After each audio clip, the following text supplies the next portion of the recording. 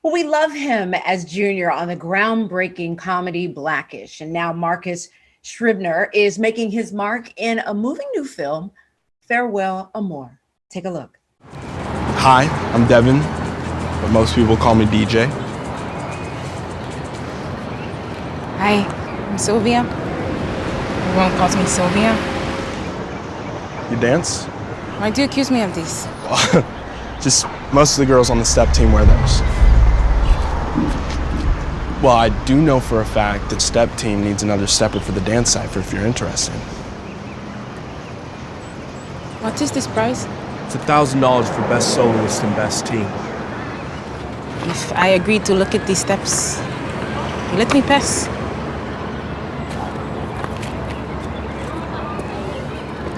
I'll see you later, Sylvia. So Marcus joins us now. Hey, how you doing in the middle of everything going on in the world? I'm doing fantastic. I'm, trying to make the best of things. So let's talk about this movie, which got raves at Sundance. It's the story of an immigrant family. Set things up for us. Yeah, so there's a story of an Angolan immigrant family. Father comes over to the United States. He has a plan to get the rest of his family over to the United States. Doesn't quite work out, and they're separated for 19 years. And basically the story centers around them trying to learn how to reconnect and adjust to their new environment in the United States. And my character DJ is kind of like the access points. The United States kind of helps out their daughter Sylvia in all of her endeavors and teaches her about the underground dance scene in New York. And honestly, I got involved because Ekwa Masanji, who's our filmmaker and creator, whose story is loosely based off of her family. I did an audition with her. We talked about the film a lot, and I really enjoyed the script, and I wanted to be a part of it. And so we made it happen in between all my shooting days on Blackish. I flew back and forth to New York. That was one of the most tiring things I did. Wow. What was it like shooting in Brooklyn? It was really fun because we were actually staying up in Brooklyn, up in Bed-Stuy, all those places, and just filming all around the area. It was really cool because I'd only stayed at like hotels before, like just outside of New York City. So it was a nice experience to actually be with the people and get to experience the culture. And it was like summer. The kids had the fire hydrants busted open, and I was like, oh my God, it's just like the movies. And with Farewell and More, we actually didn't block off any of the street traffic or any of the pedestrians walking by. So we were really up in it with the people, just like filming. And I think it adds a great ambiance to the film. Let's talk a little bit about Blackish. Let's do it, yeah. Season 7? I mean, how old were you when you started this show? What, 14? 13 or 14, pretty 13? Young. What was it like for you to grow up from that point on TV before our eyes?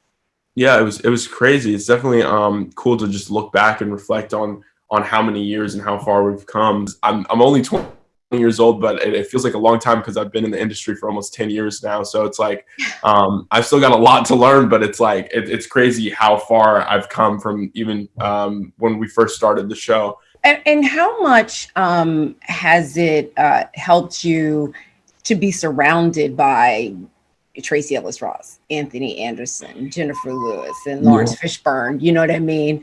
Yeah, I feel like I've definitely learned a lot just from even being around them and in scenes and just absorbing all the information that I'm trying to process. And then the advice that I've gotten outside of that to diversify in the industry and make sure that you're always pursuing something greater than yourself and using your platform for a good cause. And then even if it is a serious topic or something that we're dealing with, whether it was the election or police brutality or Black Lives Matter, things like that. Yeah.